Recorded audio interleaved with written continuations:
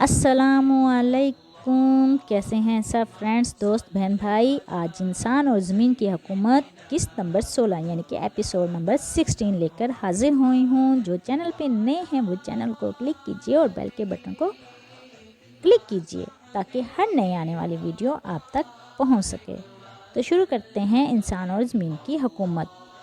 तो अज़र की बीवी ने अपने बच्चे का नाम इब्राहिम तजवीज़ किया। आपका नस्ब नामा यूँ बनता है: इब्राहिम बिन तारख बिन सारूख बिन रागू बिन फालाह बिन आबिर बिन शाला बिन अफशन बिन साम बिन नूह अलैहिस्सलाम।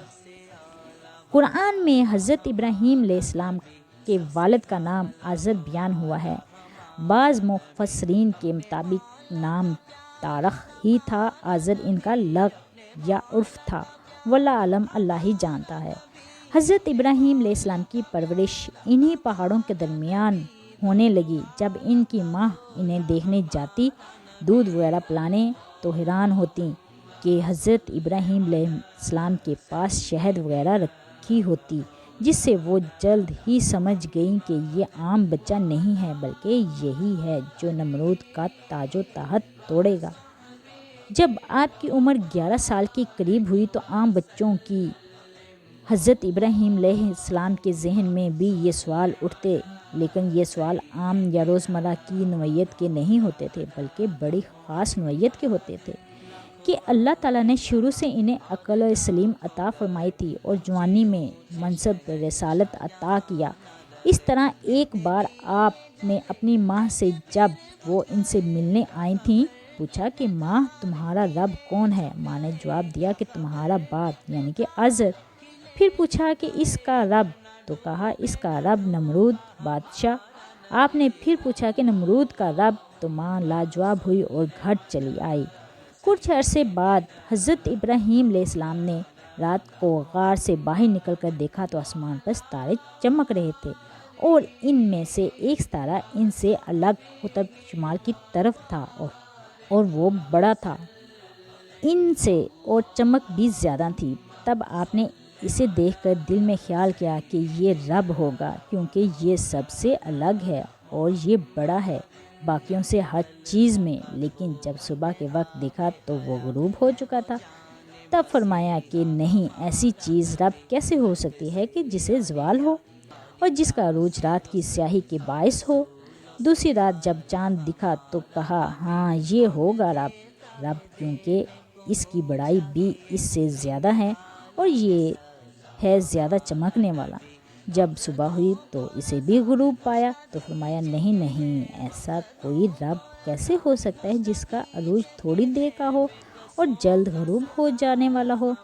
फिर दिन को निकले आफताब सूरज को देखे तो आँख दूर तक देखने लगी इसकी रोशनी में, तो फरमाया, हाँ, यही है मेरा रब, बेशक बड़ा है सबसे और इसका नूर भी ताहद नज़र फैला हुआ है। बस शाम हुई तो इसकी रोशनी कम पड़ने लगी और बुझने लगा।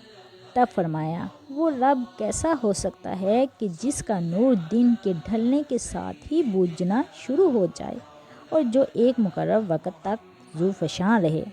फिर दिल में अल्लाह ताला ने ख्याल पैदा किया और फरमाया कि रब तो एक है जो सारे निज़ाम को चला रहा है, जिसकी हर चीज़ ताबिया फरमा बरदार है। तब कहा कि मैं बेजार हूँ इनसे जिन्हें तुम ज़मीन व आसमान में पूछते हो, यानी चाँद, तारे, सूरज, दरख्त, आग, बुत वगैरह, और शिरक करते हो। मेरा अल्लाह तो वो है जिसने हर चीज़ को ज़मीन और आसमान में है पैदा किया।